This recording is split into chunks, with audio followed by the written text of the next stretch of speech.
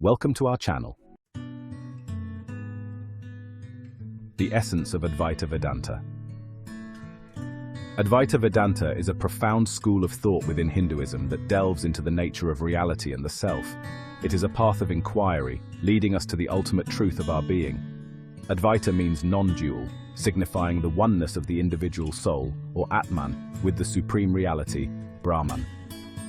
This ancient wisdom, rooted in the Upanishads, asserts that there is only one reality, and that reality is Brahman.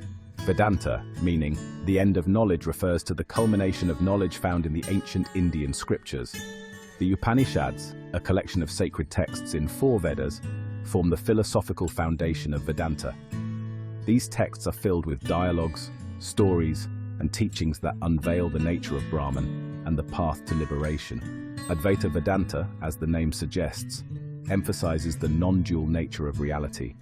Brahman is not just a creator god, but also the created substance and the consciousness that experiences the created world. The concept of creator and creation differs significantly in Semitic religions compared to Hinduism. In Semitic religions, God creates the universe in 6 days, ex nihilo, out of nothing, and rests 7th day. God is distinct from the creation, often depicted as a judge who rewards and punishes human actions, and heaven and hell as ultimate destinations based on adherence to divine commandments. In Vedanta, Brahman is beyond description, yet it is the source of everything we perceive and experience. Think of a potter molding clay into a pot.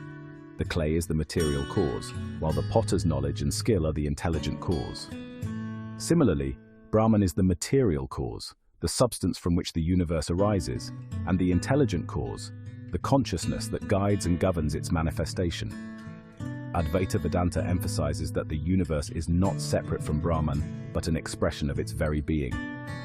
Advaita Vedanta describes the process of creation as an unfolding of Brahman from subtle to gross elements, Taittiriya Upanishad. This process begins with the subtlest element, akasha or space, followed by vayu or air, agni or fire, ap or water, and finally, prithvi or earth. These 5 subtle elements, known as the Panchamahabhutas, constitute the building blocks of the material universe. The Vedas say that the Panchamahabhutas were combined in various ways, and through subsequent evolutions the gross universe emerged. The creation process is not a linear event, but an ongoing emanation from Brahman. Imagine, if you will, a spider spinning a web from itself. Just as a spider produces and withdraws its web from its own substance, Brahman creates and dissolves the universe from its own essence. Similarly, Brahman manifests the universe from its own existence, each element arising from the previous one. As we do not see the salt spread in the ocean water, similarly, the senses cannot perceive the creative force, Brahman, inherent in the universe.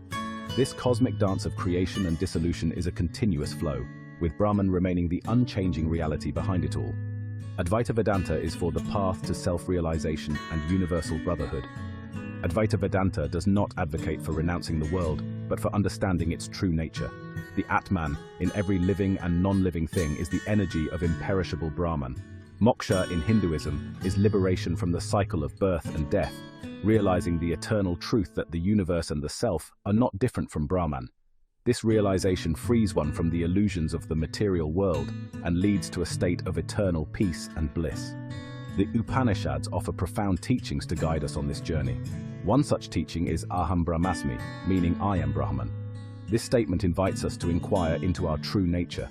When we realize oneness with Brahman, ego falls away from us. Another powerful teaching is TATWAMASI, meaning you are that too. It emphasizes that divine resides in every atom. Through this realization, Advaita Vedanta paves the way for universal brotherhood. When we see same energy in all beings, differences dissolve, fostering compassion and unity. Indians have a long tradition of worshipping natural elements such as the sun, moon, rivers, mountains, and trees, viewing nature as a tangible manifestation of the divine Brahman.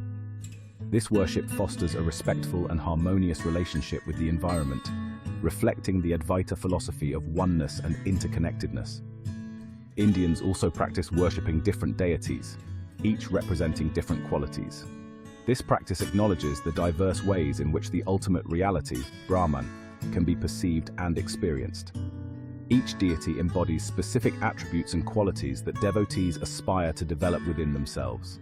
For example, Saraswati represents knowledge and wisdom, Lakshmi symbolizes wealth and prosperity, and Shiva embodies transformation and destruction of ignorance. This holistic approach has fostered a culture of acceptance and inclusivity, allowing Indians to embrace different religions and cultures. Historical examples of this include India providing a safe haven to Jews and other persecuted communities throughout history. We conclude with the universal prayer, Loka Samasta Sukhino Bhavantu, shows the universal oneness of Hinduism. It means, may all living beings everywhere be happy and free.